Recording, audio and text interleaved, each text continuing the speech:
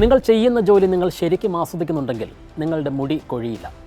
മൊട്ടത്തലയനായ Pep ഗോർഡിയോളയെ ഉന്നമിട്ട് അദ്ദേഹത്തിൻ്റെ കടുത്ത എതിരാളിയും വിമർശകനുമായ Jose Mourinho ഒരിക്കൽ പറഞ്ഞതാണത്. പെപ്പ് കടുത്ത സമ്മർദ്ദത്തിലാണെന്ന് പരോക്ഷമായി സൂചിപ്പിക്കുകയായിരുന്നു മൊറീഞ്ഞോ. പക്ഷേ അങ്ങനെ ആയിരുന്നോ പെപ്പ്? ആ മുടിയില്ലാത്ത തലയ്ക്കുള്ളിൽ വിരിഞ്ഞതത്രയും ലോകത്തെ അമ്പരപ്പിക്കുന്ന ഫുട്ബോൾ തന്ത്രങ്ങളായിരുന്നു.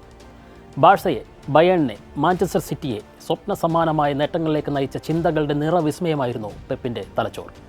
ആഘോഷങ്ങളുടെ നീണ്ട 10 ആണ്ടുകൾക്ക് ശേഷം മാഞ്ചസ്റ്റർ സിറ്റി ആരാധകർക്ക് 2026 മെയ് 22 ദുഃഖവെള്ളിയായി. പടിയിറങ്ങുന്നുവെന്ന പെപ്പിൻ്റെ പ്രഖ്യാപനം അവരിൽ മുള്ളാണി ചാർത്തി. 3-ാം ദിനം ഞായറാഴ്ച എത്തിഹാദ് സ്റ്റേഡിയത്തിൽ കാത്തിരിക്കുന്നത് നിറകണ്ണുകളാകാം.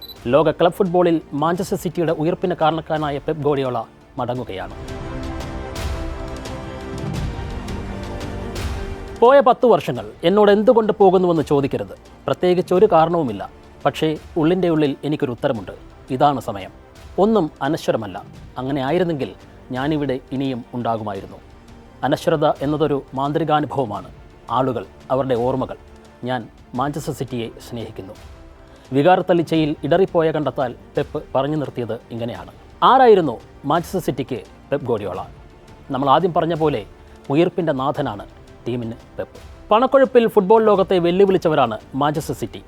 സ്വന്തം നഗരം മാഞ്ചസ്റ്റർ യുണൈറ്റഡ് എന്ന പ്രബലരായ എതിരാളികളുടെ പേരിൽ മാത്രം വായിക്കപ്പെട്ട കാലത്ത് അവിടെ സിറ്റി എന്നൊരു ടീമുണ്ടെന്നും അവർക്കും ഫുട്ബോൾ ലെഗസി എന്നൊരു യാഥാർത്ഥ്യമുണ്ടെന്നും ഓൾഡ് ട്രാഫോർഡ് മാത്രമല്ല നഗരത്തിലെ പന്തുകളി മൈതാനമെന്നും കാൽപന്ത് ആരാധകരെ ഓർമ്മിപ്പിക്കുകയായിരുന്നു പെപ്പ് ഗോർഡിയോള. അവരെ എത്തിഹാദ് സ്റ്റേഡിയത്തിലേക്ക് വഴിതിരിച്ച് ആനയിക്കുകയായിരുന്നു അയാൾ. എന്തായിരുന്നു പെപ്പിൻ്റെ മാന്ത്രികത? 2008 മുതൽ 2012 വരെ 4 വർഷം മാത്രം നീണ്ട ബാഴ്സലോണ പരിശീലനകാലം. ഫുട്ബോൾ ലോകം കണ്ട ഏറ്റവും വലിയ കിരീടവേട്ടകൾ നടന്ന കാലമാണത്. ബാഴ്സലോണയുടെ ചരിത്രപ്രസിദ്ധമായ സെക്സ്റ്റുപ്പിൾ നേട്ടം ലാലിഗയിലെ മാത്രമല്ല, ലോകത്തെ എല്ലാ പ്രധാന ക്ലബ്ബുകളും കണ്ണു തള്ളിക്കണ്ട അസാധാരണ നേട്ടമാണത്. ഒരു കലണ്ടർ വർഷത്തിൽ നേടാവുന്ന എല്ലാ പ്രധാന കിരീടങ്ങളും ഒരു ടീമിൻ്റെ ഷെൽഫിലെത്തുന്ന അസാധാരണമായ കാഴ്ച. La Liga, Copa del Rey, UEFA Champions League, Spanish Super Cup, UEFA Super Cup, FIFA Club World Cup. ഒരു വർഷത്തെ 6 കിരീടങ്ങളും ഒരു ടീമിന്. രാജ്യത്തെയും ഭൂഖണ്ഡത്തിലെയും ലോകത്തിലെയും തന്നെ ഏറ്റവും വിലപിടിപ്പുള്ള കിരീടങ്ങൾ അങ്ങനെ സ്പെയിനിലെ ബാഴ്സലോണയുടെ ഷെൽഫിലെത്തിയത് 2009-ലാണ്. 4 സീസണുകളിൽ പെപ്പ് ആ ശേഖരത്തിലേക്ക് എത്തിച്ചത് 14 കിരീടങ്ങളായിരുന്നു. ഹ്രസ്വ പാസുകളുടെ കളിയായ ടിക്കി ടാക്ക ബാഴ്സയിൽ വിരിയിച്ച പെപ്പ് തന്നെയാണ് മെസ്സിയെ ലോക നിലവാരത്തിലേക്ക് ഉയർത്തിയതിന് പിന്നിലും. വിങ്ങിൽ നിന്ന് മാറ്റി ഫാൾസ് 9 എന്ന തന്ത്രപ്രധാന പൊസിഷനിലേക്ക് മെസ്സിയെ പരീക്ഷിച്ച പെപ്പാണ് ബാഴ്സയുടെ നട്ടലായ മെസ്സി, സാവി, ഇനിയസ്റ്റ ത്രിമൻ സഖ്യവും രൂപീകരിച്ചത്. ബുസ്കറ്റ്സിനെ മധ്യനിരയിലെ മികച്ച താരമാക്കുന്ന കളിശൈലിക്ക് തുടക്കമിട്ടതും പെപ്പ് തന്നെയാണ്. പെപ്പ് ഇതങ്ങനെ സാധിച്ചുവെന്ന് അമ്പരപ്പിക്കുന്ന പലർക്കും പെപ്പ് എന്ന പരിശീലകനെ അറിയൂ. ഗോർഡിയോള എന്ന പഴയ കളിക്കാരനെ അറിയണമെന്നില്ല. ഒരു കാലത്ത് ലോകത്തെ ഏറ്റവും മികച്ച താരവും പിന്നീട് പരിശീലകനുമായിരുന്ന സാക്ഷാൽ യോഹാൻ ക്രൈഫിൻ്റെ ശിഷ്യനാണ് പെപ്പ്. ബാഴ്സലോണയുടെ മുൻ നായകനും സ്പാനിഷ് മുൻ താരവുമായിരുന്നു അയാൾ. ക്രൈഫും പെപ്പും ചേർന്ന് സൃഷ്ടിച്ചൊരു മായാജാല കഥയുണ്ട് ബാഴ്സയ്ക്ക് പറയാൻ. 6 ലാ ലീഗ കിരീടവും യൂറോപ്യൻ കപ്പും സൂപ്പർ കപ്പും കോപ്പ ഡെൽ റേയും എല്ലാം അലങ്കരിക്കുന്ന കരിയർ. സ്പെയിനിന് ഒളിമ്പിക് സ്വർണം സമ്മാനിക്കുകയും ലോകകപ്പിലും യൂറോ കപ്പിലും സ്പെയിനു വേണ്ടി കളിക്കുകയും ചെയ്ത താരം. ശാരീരിക മികവിനേക്കാൾ കളിയെ വായിക്കാനുള്ള കഴിവായിരുന്നു പെപ്പ് ഗോർഡിയോളയുടെ മികവ്. ബാഴ്സലോണ വിട്ട് പരിശീലകനായ പെപ്പ് നേരെ പോയത് ജർമ്മനിയിലേക്കാണ്.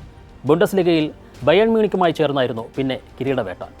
3 സീസണുകളിൽ 3 തവണയും കിരീടവുമായി 100% വിജയം. 2013-14 സീസണിൽ ബയേൺ മറ്റൊരു വിസ്മയം കാഴ്ചവെച്ചു. ലീഗിൽ 7 മത്സരങ്ങൾ ബാക്കി നിൽക്കെ അവർ മാർച്ച് മാസത്തിൽ തന്നെ കിരീടമുറപ്പിച്ചു. ഈ അതിവേഗ കിരീട നേട്ടം ലോകത്തെ മറ്റൊരു ടീമിനും അവകാശപ്പെടാനില്ല. സന്തുലിതമായൊരു ടീമായി ബയേണിനെ പെപ്പ് മാറ്റി. വേഗമേറിയ കൗണ്ടർ അറ്റാക്കിംഗ് രീതിയുള്ള ജർമ്മനിയിലും കളി പൂർണ്ണമായി നിയന്ത്രിക്കുന്ന പൊസിഷൻ ഫുട്ബോൾ പെപ്പ് നടപ്പാക്കി വിജയിപ്പിച്ചു. പക്ഷേ ചാമ്പ്യൻസ് ലീഗ് നേടാൻ ബയേണിന് കഴിയാതെ പോയതാണ് പോരായ്മ. പക്ഷേ ജർമ്മൻ ഫുട്ബോൾ ടീമിന് വലിയ നേട്ടമുണ്ടാക്കാനായി. ലോകത്തെ ഏറ്റവും മികച്ച റൈറ്റ് വിംഗ് ബാക്കായിരുന്ന ഫിലിപ്പ് ലാം മിഡ്ഫീൽഡിലേക്ക് ഉയർന്നു. മാനുവൽ നോയർ വെറുമൊരു ഗോളി മാത്രമല്ലെന്നും ബോക്സിനപ്പുറം കളി കെട്ടിപ്പടുക്കാൻ ശേഷിയുള്ള ഔട്ട്ഫീൽഡ് താരമായി അദ്ദേഹത്തിന് മാറാനാകുമെന്നും പെപ്പ് തെളിയിച്ചു. ലാലിഗയും ബുണ്ടസ് ലീഗയും ഭരിച്ച ശേഷമാണ് ഇംഗ്ലീഷ് പ്രീമിയറിലേക്ക് പെപ്പ് ഗോർഡിയോള എത്തുന്നത്. 2016-ൽ പെപ്പ് എത്തുമ്പോൾ പണക്കൊഴുപ്പുള്ളൊരു സംഘം മാത്രമായിരുന്നു മാഞ്ചസ്റ്റർ സിറ്റി. അവിടെ നിന്ന് 10 വർഷത്തിൽ സിറ്റി കുതിച്ചത് 20 പ്രമുഖ കിരീടങ്ങളിലേക്കാണ്. 6 പ്രീമിയർ ലീഗ് കിരീടം, അതും ഹാട്രിക് സഹിതം. 3 FA cup, UEFA Champions league, UEFA Super cup, പിന്നെ ബാഴ്സയിൽ സാധ്യമാക്കിയതുപോലെ 2023 ക്ലബ് ലോകകപ്പും. പെപ്പ് പടിയിറങ്ങുന്ന വർഷം മാഞ്ചസ്റ്റർ സിറ്റി EPL രണ്ടാം സ്ഥാനക്കാരും FA കപ്പ് ചാമ്പ്യന്മാരും കരബാവോ കപ്പ് ജേതാക്കളുമാണ്. ഓർക്കുക, 120-ലേറെ വർഷം പാരമ്പര്യമുള്ള മാഞ്ചസ്റ്റർ സിറ്റി പെപ്പിൻ്റെ വരവിന് മുമ്പ് ആകെ നേടിയത് 18 പ്രമുഖ കിരീടങ്ങൾ മാത്രമായിരുന്നു. എന്താണ് പെപ്പ് ഗോർഡിയോള ഇംഗ്ലണ്ടിൽ കാണിച്ച മായാജാലം? ബാഴ്സയിൽ വിജയം കണ്ട ടിക്കി ടാക്കയും ബയേണിൽ പരീക്ഷിച്ച് വിജയിച്ച പൊസഷൻ ഫുട്ബോളും സംയോജിപ്പിക്കുകയായിരുന്നു ആ മാറ്റം. കൗണ്ടർ അറ്റാക്കുകളിലും വിങ്ങിലൂടെയുള്ള വേഗമേറിയ നീക്കങ്ങളിലും വിശ്വസിച്ചു പോന്നിരുന്ന സിറ്റി താരങ്ങൾ പന്ത് കാലിൽ ചേർത്ത് നിർത്തി കളിക്കാൻ തുടങ്ങി. ഗോൾ കീപ്പർമാരുടെ ചുമതലയിലും പെപ്പിൻ്റെ മാറ്റം ഫലം കണ്ടു. പന്ത് കൈകൊണ്ട് പിടിച്ച് സമയം കളയുന്നതിന് പകരം കാലുകൊണ്ട് തടുത്ത് വേഗം പാസ് നൽകുന്ന എഡേഴ്സനെ പോലുള്ള താരങ്ങളെ ടീമിലെത്തിച്ചു. പ്രതിരോധ താരങ്ങളെ പിന്നിൽ കെട്ടിയിടാതെ മധ്യനിരയിലേക്ക് കയറ്റി കളിപ്പിച്ചു. എല്ലാത്തിലുമുപരി താരങ്ങളിൽ കടുത്ത വിജയമനോഭാവം കുത്തിവെക്കുകയായിരുന്നു പെപ്പ്.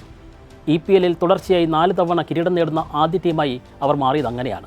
ഒരു സീസണിൽ 100 പോയിന്റ് എന്ന ചരിത്ര നേട്ടവും സിറ്റി തൊട്ടു. പണക്കിലുക്കത്തിൽ വലിയ താരങ്ങളെ പാളയത്തിലെത്തിക്കുന്ന രീതി നിയന്ത്രിച്ചുകൊണ്ട് സാധാരണക്കാരായ കളിക്കാരെ മികവിലേക്ക് ഉയർത്തുകയാണ് പെപ്പ് ഗോർഡിയോള ചെയ്തത്. എണ്ണിപ്പറയാൻ ഒരുപാട് പേരുണ്ട്. Kevin De Bruyne, Phil Foden, Rodri, Raheem Sterling. റോഡ്രിയിലൂടെ ക്ലബ് ചരിത്രത്തിൽ ആദ്യമായി ബാലൻ ഡിയോർ പുരസ്കാരവും സിറ്റിയിലെത്തി. ചുരുക്കത്തിൽ ഇംഗ്ലണ്ടിലെ ശക്തമെങ്കിലും ഒരു സാധാരണ ടീമായിരുന്ന മാഞ്ചസ്റ്റർ സിറ്റിയെ ലോക ഫുട്ബോളിനെ ഭരിക്കുന്ന ഫുട്ബോൾ ഇൻസ്റ്റിറ്റ്യൂഷനായി കൺവെർട്ട് ചെയ്തു എന്നതാണ് പെപ്പ് ഗോർഡിയോള എന്ന മാന്ത്രികൻ്റെ ഏറ്റവും വലിയ സംഭാവന. ആരായിരുന്നു സിറ്റിക്ക് പെപ്പെന്ന് വരുംകാല തലമുറകളെ എത്തിഹാദിൻ്റെ നോർത്ത് സ്റ്റാൻഡ് ഇനി ഓർമ്മിപ്പിക്കും. 2024 മെയ് 24 ആസ്റ്റൺ വില്ലയ്ക്കെതിരായ മത്സരത്തിന് പിന്നാലെ അവിടം പെപ്പിൻ്റെ പേര് ചാർത്തപ്പെടും. പെപ്പ് ഗോർഡിയോള സ്റ്റാൻഡ് എന്ന് അവിടം പുനർനാമകരണം ചെയ്യപ്പെടും. ഇനിയുള്ള കാലമെല്ലാം ആ മാന്ത്രികൻ്റെ സാന്നിധ്യം അവിടെ തന്നെ ഉണ്ടാകും.